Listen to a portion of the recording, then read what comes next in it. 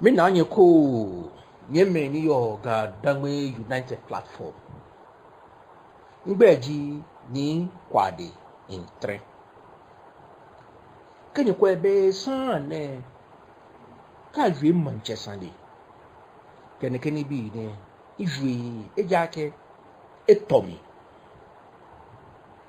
Bone etomi pi na kan. Achiketi achikeba agblami eche amoafin ekpete gbogbo epo egbe eshi akọ ake ama ekpete ekohun etokowo kwemo noni achole kusun wo fitile blematon nuoke di fitie atashi ni akwo ni asa noni efite over 100 years wonyin woko gbekome gbenyo afi na kesa ibache it will take a very long time. The long and short of it is that any share we must continue. Abe mene manche mene je manche mene fe neke mene efe na kai kate abotri fon moko yio moko no kunin kate achole no mo moko yio moko wokola ke ate no mo ni moko ni ne e achon moko no lo twa ke shi besana anu eko ko ni moko agbo woka fe na kai eni share ni ha wo ya wo here ni mmowe minkebo kemo femo na kuchoke na kuchu akpe ni ka woji wo ba fe na ka keshi ke janmene se ke ya ne kenji bona ba ya le ni wo fe na kan sto ke wo pro na ne ka ya se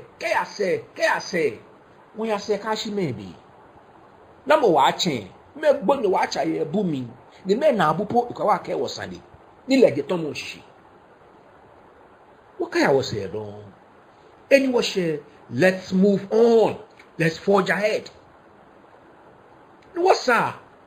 What do you mean if Sani ya wolo here?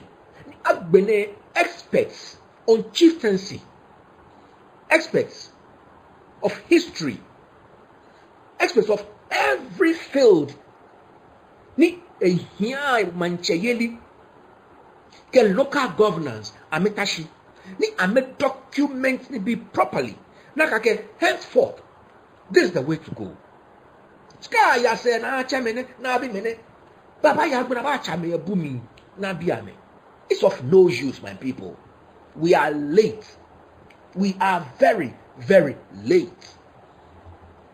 You know how here anyone share let's draw the line keje bieke ya this is the way we'll do it. Come on mancheli irritate of woli ka una mene e ba bo no wo ka jebo e ba bo bi lo na bi no lo ni shia beko mene pa ba yin je mene ba ba yin ayin beko de ba she wo no wo ba ya me pon baba no ka mo ko te e ba she mo ko no no wo fio no ya ke ba ne wo gba wo hina wo language ego school sun pa kake school ko chon gape akofe wo fe agitated wona ke ta flache ne kenno mo bibi ne ni ehia hewon kake akogna shipon ko no akofe hey akola ma shipon ne ana me ni yola ma se ke wo fe wo tashi wo ye ko me fe mo ene me baba wo pa no mo ni ehia se nti ashimo ehia jo pogwo ejiwo be ma di sanjiwo